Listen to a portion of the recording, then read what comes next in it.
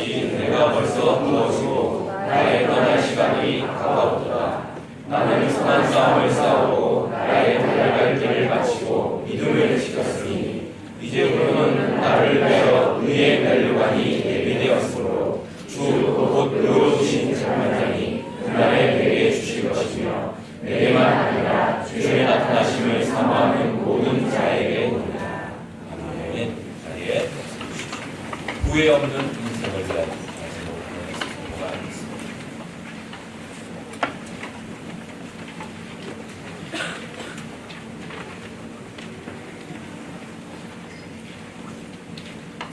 할렐루야. 2018년 마지막 주 예배 자리에 지금 함께하고 있습니다.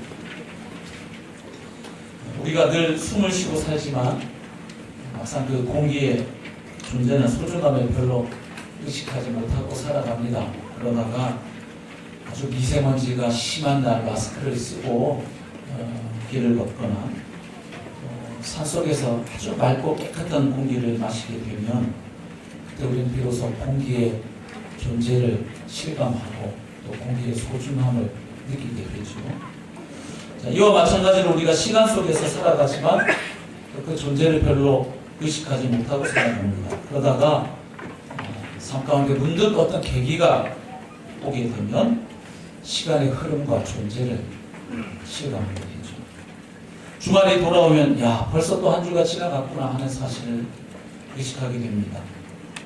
또 요즘처럼 연말이 되면 야 또 어느덧 한 해가 흘러갔구나 하는 생각에 정신이 번쩍 들기도 하죠.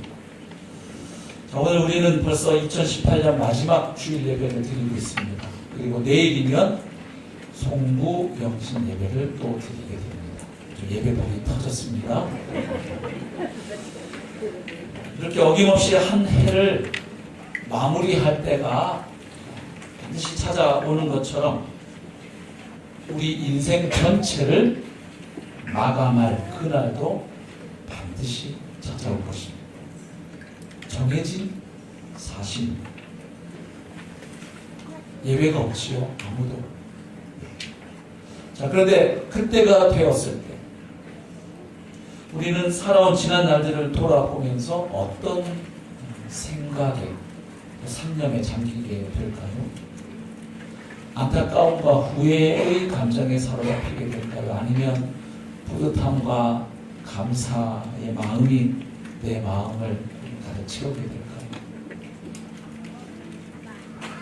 현재로서는 다 알 수 없죠. 자, 오늘 본문에 보니까 사도 바울이 자신의 임박한 죽음을 앞에 두고서 자신의 지나온 삶을 회고하는 내용이 기록되어 있습니다. 그 내용이 상당히 놀랍고 부러운 내용입니다.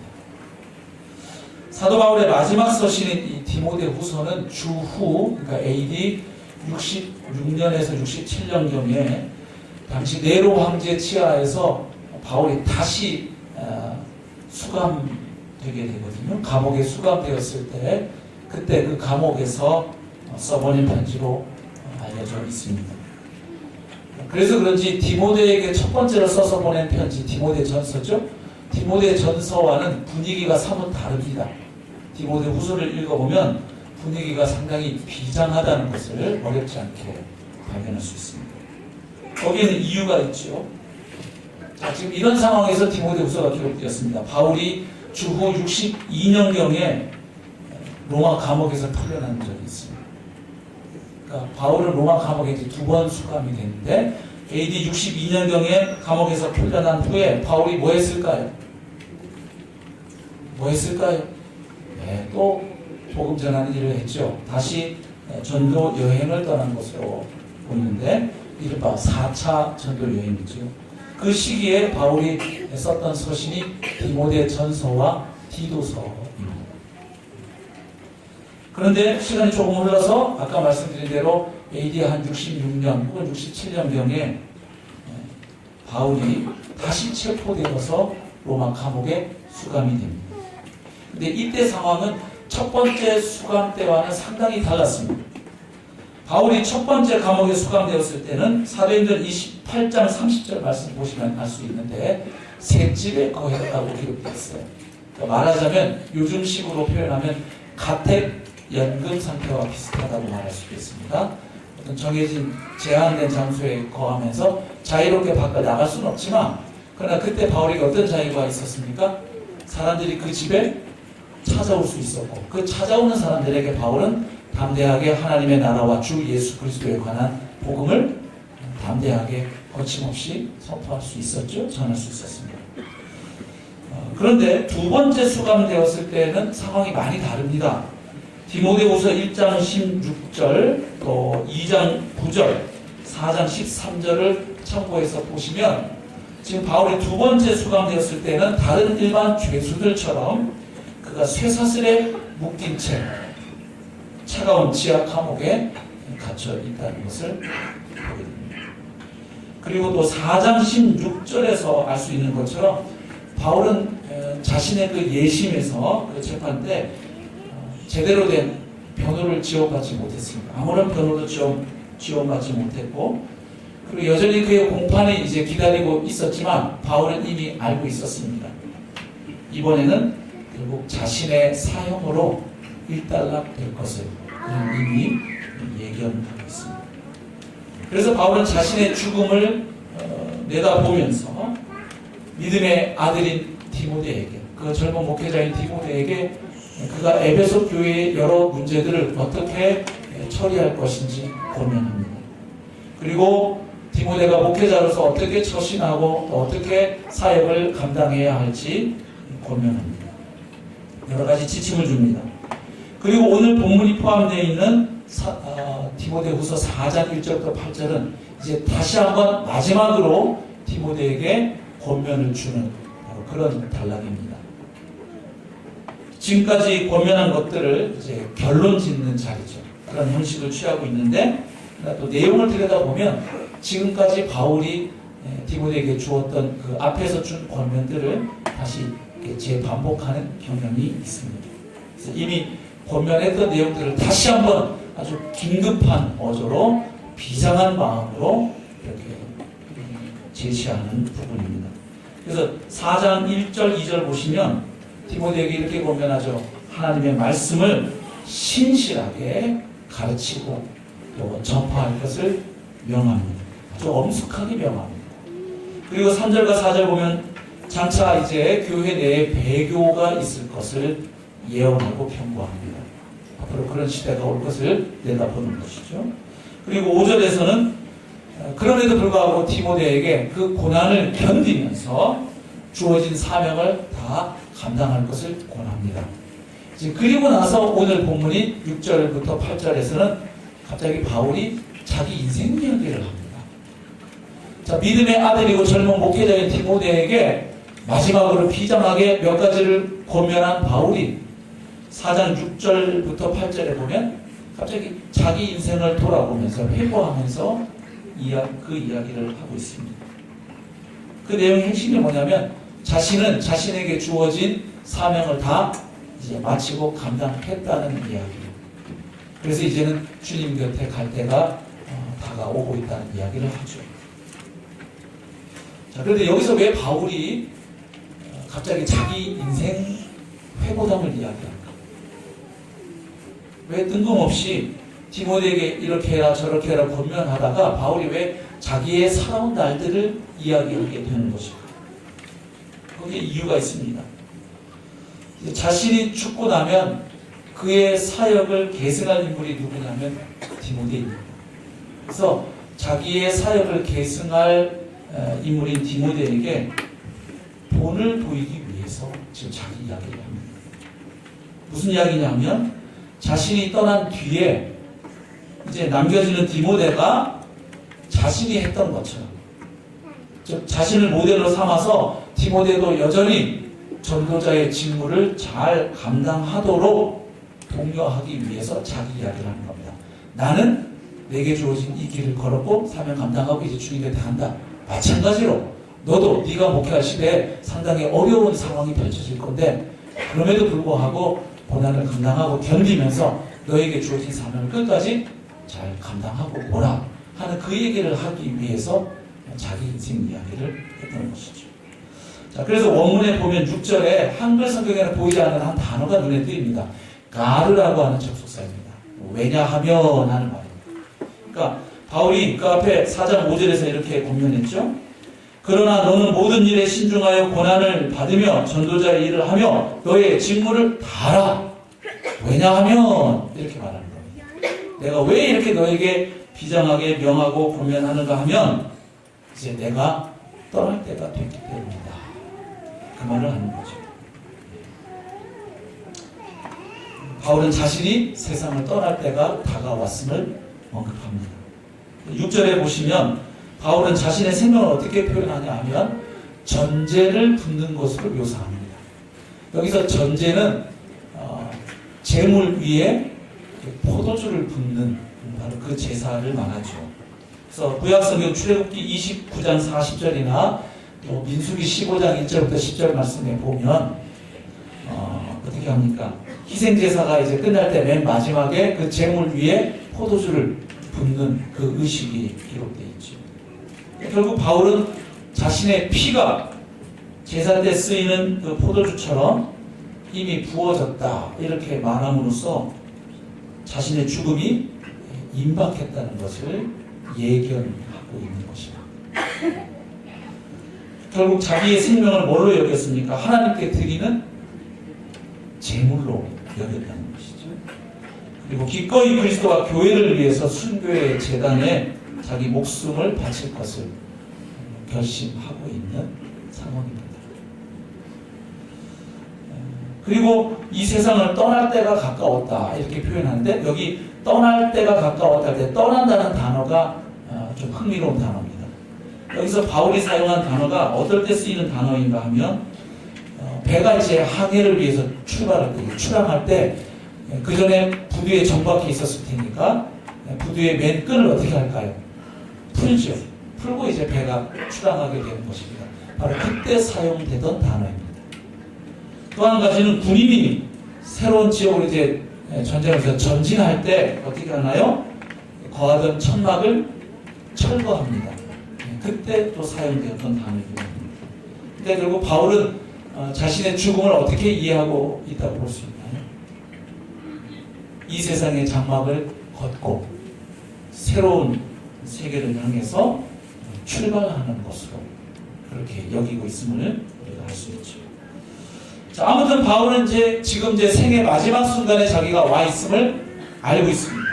그래서 그 마지막 순간에 직면해서 자기 인생을 돌아보면서 세 가지 표현으로 자기 인생을 정리합니다.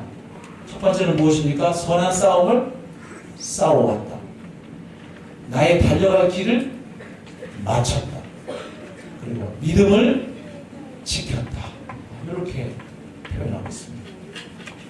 지난 30년 가까이 사도로 활동해온 자신의 그 발자취를 묘사하면서 바울이 당시에 아주 인기 있었던 운동 경기를 가지고 묘사하죠.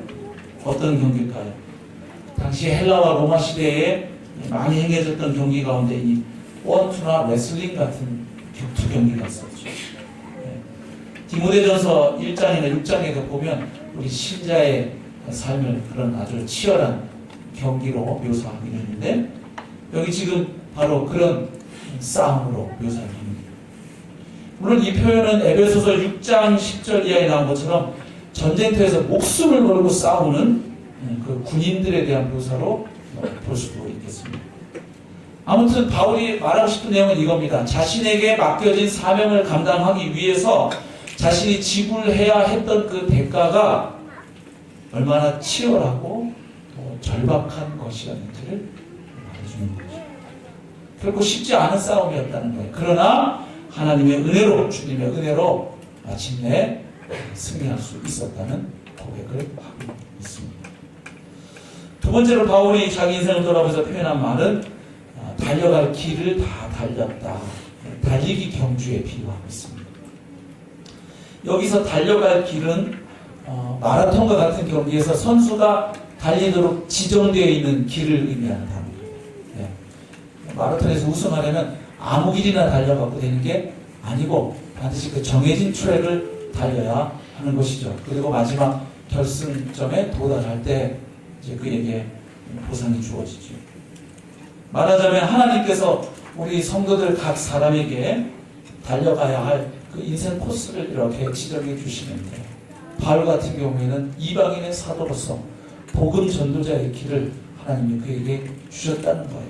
그런데 그 길을 이제 잘 마지막 지점까지 달려왔다는 고백입니다. 바울이 그 길을 달려오기 위해서 어떻게 살았을까요? 네.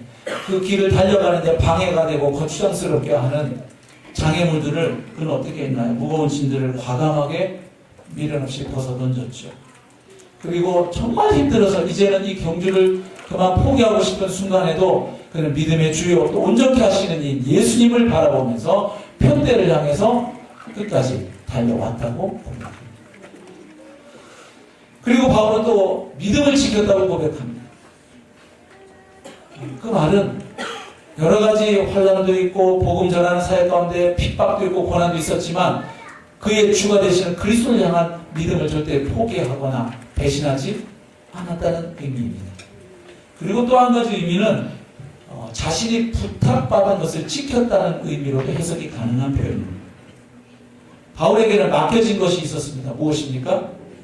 주 예수 그리스도의 복음이었습니다.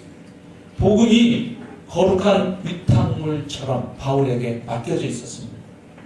그래서 그는 거짓 교사들의 온갖 방해가 있고 또 유대인들의 극심한 박해에도 불구하고 죽는 순간까지 그리스도를 향한 믿음을 지켰고 그리고 복음의 진리를 보존하였다고 고백합니다. 참 바울 생애를 보면 참 많은 방해가 있었죠. 정말 어렵게 복음 전해서 그 복음을 받아들인 사람들이 생겨서 교회 공동체를 하나 세우고 또 다음 선교지에 가서 사역하다 보면 소식이 들려옵니다. 자신이 개척한 그 교회에 또 거짓 교사들이 와가지고 그 성도들의 마음을 훔치고 도둑질하고 복음이 아닌 것, 복음과 비슷해 보이지만 복음이 아닌 걸 가지고 성도들의 마음을 흔들어 놓고 그릇된 길로 가도록 하는 그 이야기를 끊임없이 들으면서 그가 사역을 했죠. 그래서 교회를 위해서 노심초사 걱정하고 기도했을 뿐만 아니라 또 필요하면 편지를 써 보내서 그 교회의 문제들을 복음으로 다시 치유하고 회복했던 인물이 바울이었죠. 그런데 그 과정에서 자기 믿음을 지켰다고 고백합니다. 그럼 청직의 사명이 무엇인가요? 청직의 사명은 주인이 맡긴 것을 끝까지 안전하게 지키는 것이죠. 바울은 지금 그 말을 하는 거예요. 내가 영적 청지기로서 주님이 내게 맡겨주신 것을 오늘까지 잘 지켜왔다.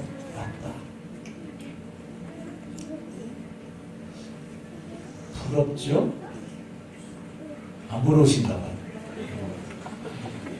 마지막 순간이 왔음을 직감할 때 이렇게 혹시 말씀하고 싶으세요?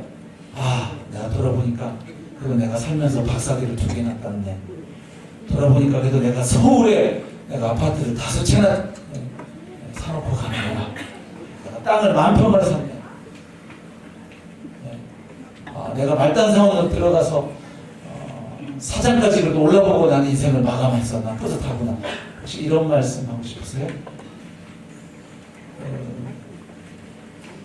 마지막 임종을 수없이 지켜본 분들의 말에 의하면 저도 꽤 많은 임종할 수 있는 기회가 있었습니다만 죽음을 앞에 두고 내가 좀 더 돈을 더 모았어야 되는데 학위를 더 땄어야 되는데 몸짱을 만들었어야 되는데 뭐 이런 거 후회하고 가는 거는 뭐 아직 저는 못 본 것 같아요. 그렇죠? 죽는 순간에 후회하는 거 대부분 더 사랑했어야 되는데 용서했어야 되는데 더 주님을 위해 살았어야 되는데 더 교회를 세우는 일에 내가 더 헌신했어야 했을 텐데 뭐 이런 걸 후회하지 죽는 순간에 아까 말씀드린 그런 거 가지고 후회하는 분들은 거의 없다고 그럽니다. 바울은 지금 자기의 죽음이 임박한 것을 알고 자기 인생을 이렇게 돌아봅니다. 너무 부러운 인생입니다. 후회 없는 인생. 그런데 바울의 고백에서 나타나는 이 세 동사가 있죠. 싸웠다, 달렸다, 그 다음에 지켰다. 이 세 동사 형태를 보니까 결국 완료형으로 표현이 되어 있어요. 무슨 이야기일까요? 완료형으로 표현됐다는 것은 과거의 어떤 시기에 일어난 그 일이 그냥 과거의 사건으로 끝나지 않고 현재까지 그것이 계속되어 왔다는 것을 의미하죠. 그러니까 결국 바울의 생애는 어떤 일시적인 감정이나 열정이나 흥분에 의한 것이 아니고 과거의 다메섹 도상에서 부활하신 주님을 만난 이후에 그리고 그 주님으로부터 소명을 받은 이후에 계속적으로 하나님 나라를 위해서 변함없이 싸워왔고 그리고 표대가 되시는 예수님만을 바라보고 달려왔다. 그리고 끝까지 믿음을 지켜왔다는 것을 나타내는 거죠. 일시적으로 한때 잘하는 것은 누구나 할 수 있는 일이지만 끝까지 그 표대를 향해서 계속 정진하는 것은 그렇게 쉬운 일이 아니죠. 그래서 자연스럽게 이제 자신의 경주를 다 마쳤다고 생각하는 바울은 승리자가 쓰게 될 그 면류관을 바라보고 기대하고 있습니다. 8절을 보시면 이제 후로는 나를 위하여 의의 면류관이 예비되었습니다. 자, 근데 여기 이제 후로는 이렇게 번역되어 있고 또 새 번역에는 이제는 이렇게 번역이 되어 있는데 이 단어의 의미가 이런 뜻입니다. 이제 남은 것은 이런 뜻이에요. 헬라어로 읽어보면. 그럼 결국 무슨 의미가 되냐면 이런 분위기인 거예요. 내가 해야 할 일을 이제 다 했고 따라서 이제 남아있는 것은 바로 이것뿐이다. 굉장히 홀가분하고 기대감에 찬 분위기죠. 하나님 정해주신 길은 이제 다 달려왔고 따라서 이제 남아있는 건 바로 주님이 나에게 쓰여주실 의의 면류관 그것이 기다리고 있다. 이런 분위기의 고백인 것입니다. 지금까지 과거를 뒤돌아본 바울은 자연스럽게 이제 앞에 그를 기다리고 있는 미래를 바라보는 것이죠. 그래서 이 시대의 흐름을 보면 나는 싸워왔다, 달렸다, 과거형이죠. 그래서 지금 면류관이 준비되어 있다, 현재형이죠.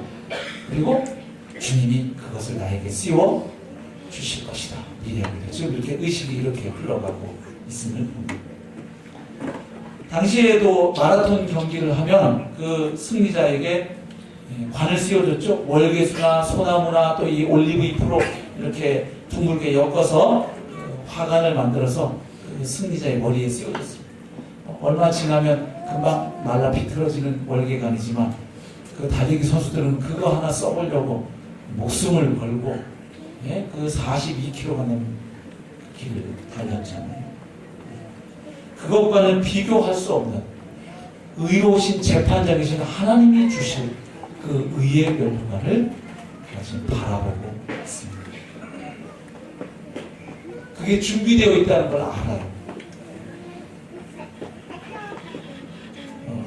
여러분 학생 때 정말 시험 공부를 많이 해서 야, 이번 시험 끝나면 내가 상을 타겠구나 이런 예감을 해보신 적이 있으신가요? 네, 남의 나라 이야기 제가 하고 있죠. 저도 학생 때 늘 언제나 아이고 좀 더 시험 공부 일찍 시작했어야 되는데 아이고 이거 이렇게 시간이 없지 좀 더 열심히 했어야 되는데 거의 그 아쉬움과 후회로 대부분 보냈던 것 같은데 한두 번 정말 그때 제정신이 아니었나 봐요. 정말 그때 한두 번 열심히 제정신이 아니었으니까 그랬겠죠? 네, 여러 번도 아니에요. 제 기억에 한 번인가 두 번이에요. 정말 시험이 기다려졌던 때가 있었어요. 아 시험 좀 날짜 땡기지면 안 되나? 딴 애들 더 공부하기 전에 오늘 딱 쳐버리면 좋겠다. 그러나 100점 맞을 자신 있는데 정말 재수 없는 생각 아닙니까? 그렇죠? 네. 와 시험이 기대가 되는 날도 다 있더라고요. 근데 여러 번 없었고 딱 한 번인가 두 번인가 예. 몇십 년 살아면서 딱 한두 번 있었어요. 정말 그때는 시험을 빨리 치고 싶더라고요. 그래갖고 채점해가지고 점수가 잘 나오면 딱 상을 탈 것 같은 예. 근데 막상 쳐보니까 예, 영 붙였어요. 예. 지나친 자신감은 항상 화를 부르는 거죠. 예. 예.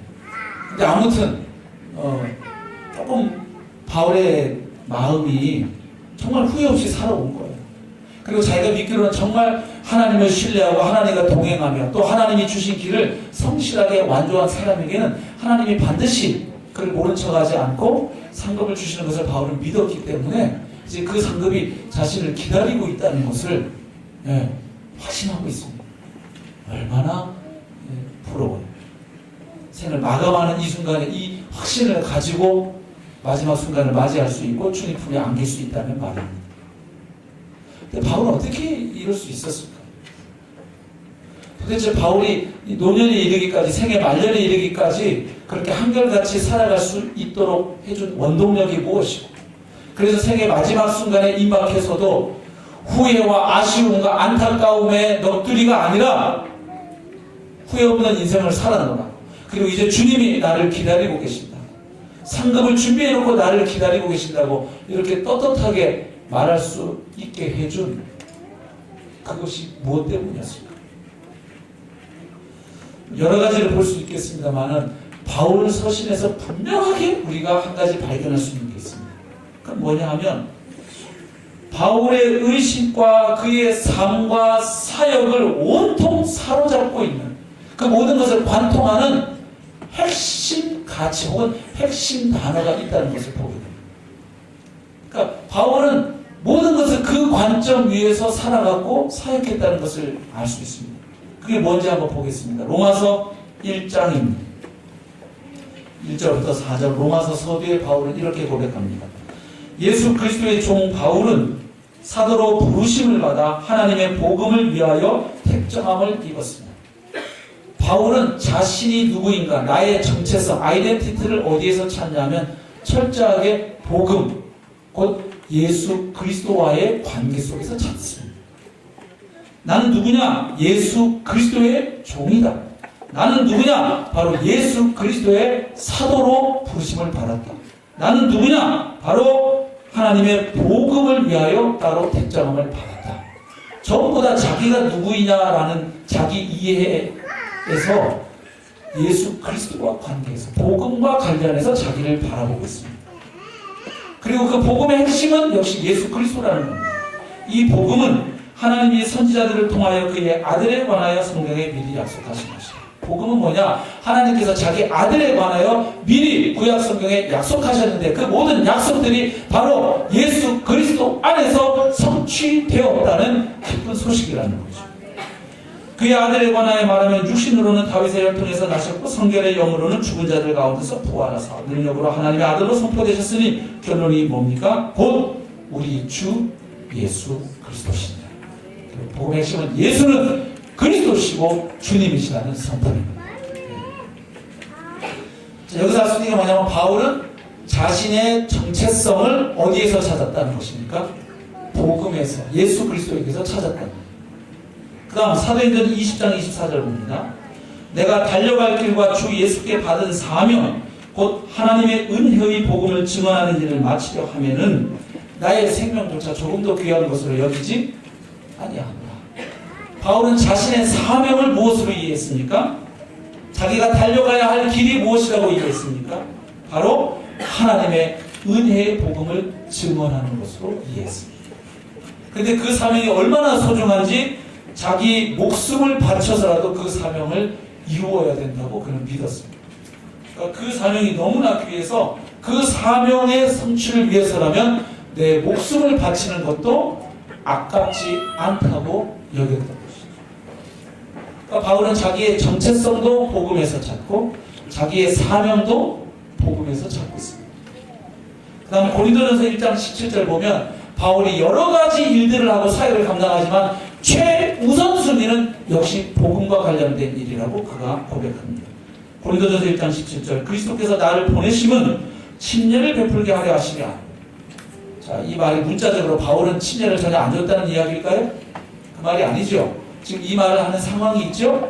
고린도 교회 문제 가운데 하나는 뭐였습니까? 교회 안에 파당이 있었다는 거죠. 나는 뭐 바울파다, 베드로파다, 무슨 파다, 뭐 파당이 있었어요. 그러면서 했던 얘기 중에 너는 누구한테 침례받았어? 나는 베드로한테 받았는데 나는 바울한테 받았어. 뭐 이런 인간 지도자들을 자꾸 중심으로 교회가 쪼개지니까 바울이 야 내가 니네 교회에서는 침례 베푼 사람이 생각보다 적어서 참 다행이다 그 얘기를 해요. 그렇죠? 예. 자기 파당을 덜 만들 수 있으니까 좋다는 얘기죠. 그러면서 하는 말입니다. 그리스도께서 나를 보내시면 침례를 베풀게 하려 하심이 아니요. 그래서 내 사람, 내 패거리 만들려고 내가 사역하는 게 아니라 이 말이죠. 오직 복음을 전하게 하려 하심이로되 말의 지혜로 하지 않으면 그리스도의 십자가가 헛되지 않게 하라. 그러니까 바울은 여러 가지 일을 내가 해야 되지만 감당해야 되지만 그래도 가장 중요한 일은 역시 복음 증거하는 일이다. 최우선순위가 뭔지를 정확하게 인식하고 살아갔다 이 말입니다. 그 다음 고린도전서 9장 16절에서는 바울이 이렇게 고백합니다. 내가 복음을 전할지라도 자랑할 것이 없음은 내가 부득불 할 일입니다. 그건 당연히 해야 될 일이기 때문에 그거 열심히 했다고 자랑할 거 없다는 이야기죠. 만일 복음을 전하지 아니하면 내게 화가 있을 것입니다. 이거 안 하면 큰일 난다고 그는 보았던 것이죠. 그 다음 갈라디아 1장 8절에서는 바울이 다른 모든 것은 다 양보하고 타협해 줄 수 있어도 절대로 끝까지 양보할 수 없는 것 하나가 있었다는 것을 보게 됩니다. 그게 바로 복음입니다. 갈라디아 1장 8절 그러나 우리나 혹은 하늘로부터 온 천사라도 우리가 너희에게 전한 복음 외에 다른 복음을 전하면 저주를 받을지어다. 이게 바울의 캐릭터를 알면 굉장히 놀라운 표현입니다. 바울은 사역을 하면서 그가 점점 어떤 사람이 되어갔냐면 이 문화적인 다양성에 대해서 상당히 마음이 열린 사람이었습니다. 적응성이 아주 뛰어난 사람이었어요.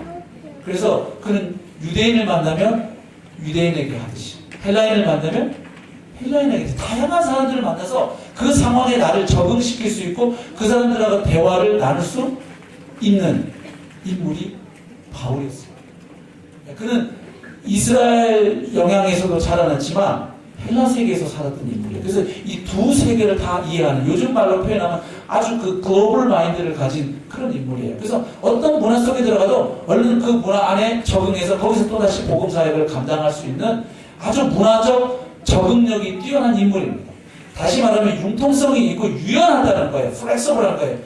딱 고정된 내 틀이 있어서 난 안 돼! 난 항상 이렇게 살아야 돼가 아니라 상황 따라 거기에 나를 변화시키고 맞출 수 있는 아주 열린 인물이었다 이 말입니다.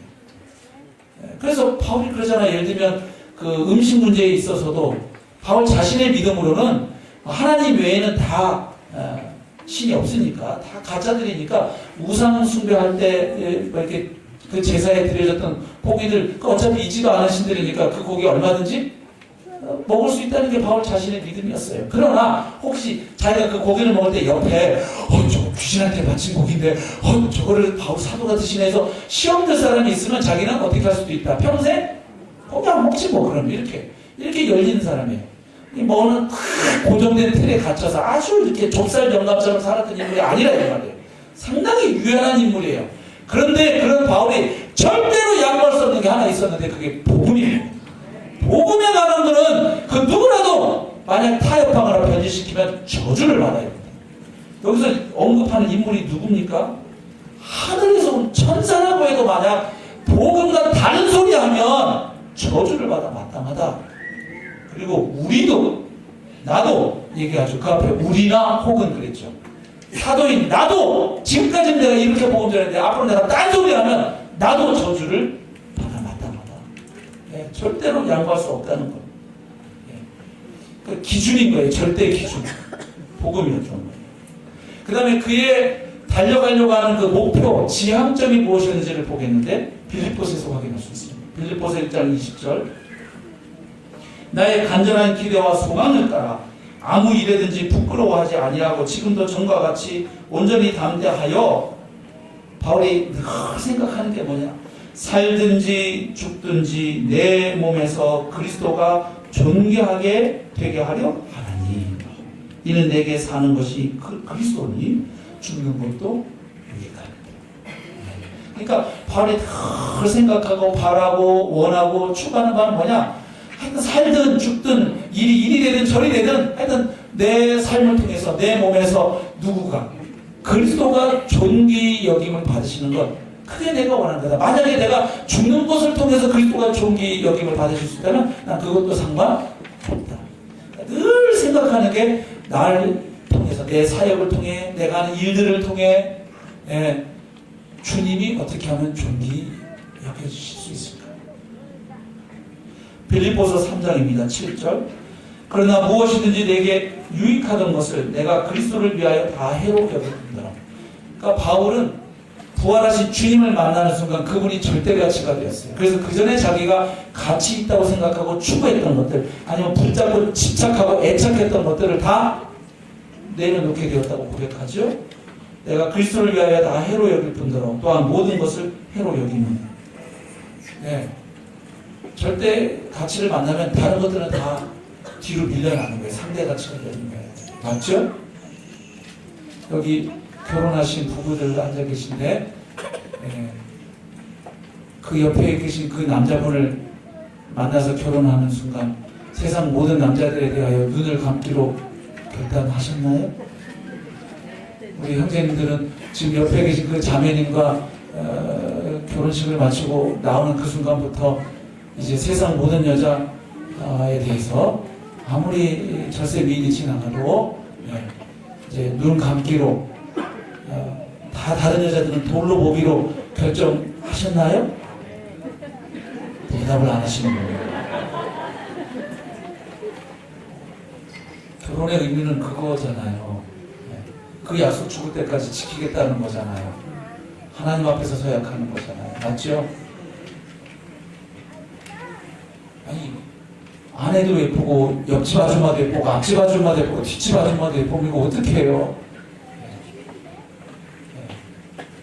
바울에게 바로 주님이 그런 분이었다는 거예요. 주님이 절대가치가 되고 나니까 그 전에 그렇게 내가 애착하고 집착하고 매여있던 것들 다 그냥 시시해졌다는 얘기죠. 지금 아내분이 남편분이 그렇지 않은 분들은 주님께서 그런 은혜 주시기를 축복합니다. 아침 1부 예배 때 제가 여기 앉아 계신 한 집사님 부부에게 제가 이렇게 얘기를 하다가 물었거든요. 절세 미인이. 그래서 요즘 제일 미인으로 치는 사람이 제가 누군지를 TV 드라마를 본 게 많이 없으니까 옛날에는 김태희 씨였는데 요즘은 누군지 모르겠다 그래서 요즘은 누가 미인이냐 그랬더니 자기 옆에 있는 아내 이름을 딱 얘기하더라고요. 옆에 있는 분들이 다 갑자기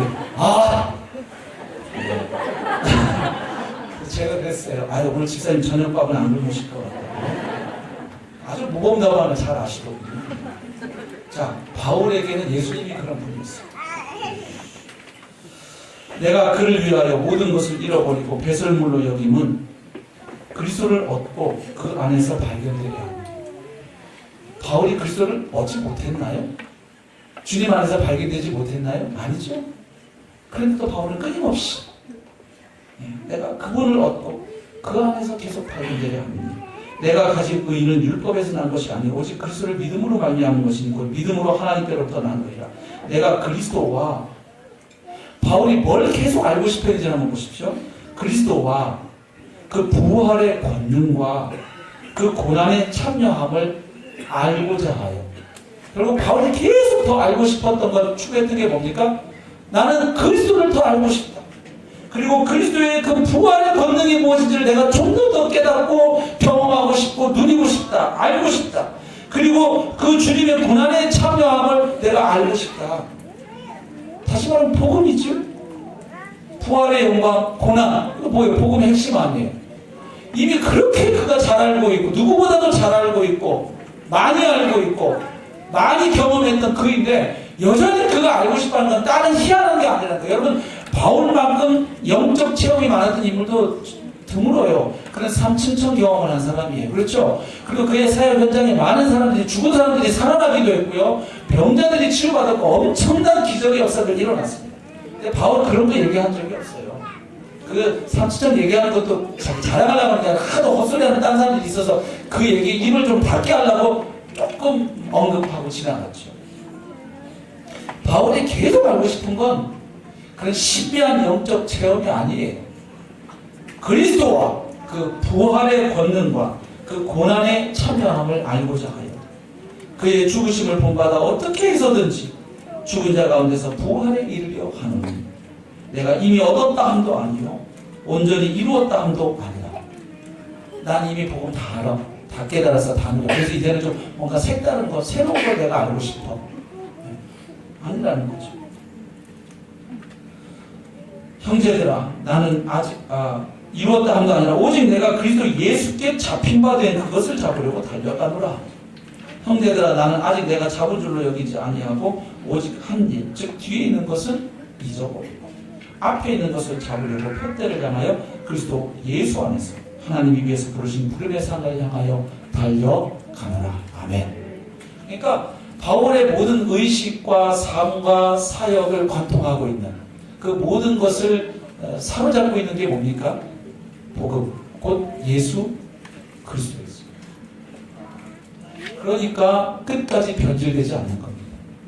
그리고 엄청난 영적 체험이 있어도 자고하지 않는 겁니다. 곁길로 빠지지 않는 겁니다.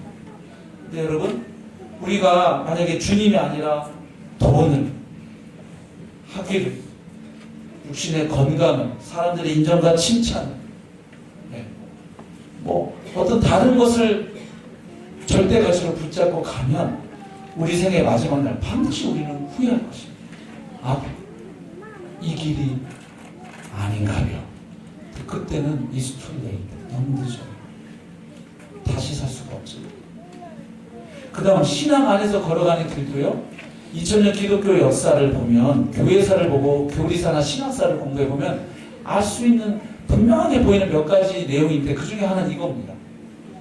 교회나 성도가 예수 그리스도의 복음에 창념하고 집중하지 않고 그냥 지역적인 거, 별거 아닌 거에 거기에 과도하게 관심을 기울이고 그걸 가지고 신학화하고 체계화하고 자꾸 이렇게 거기에 과도하게 관심을 쓰면 꼭 그 마지막 가는 길이 이단으로 가거나 이단까지는 아니더라도 상당히 많이 곁길로 나갔다는 것을 교회 역사가 보여줘요.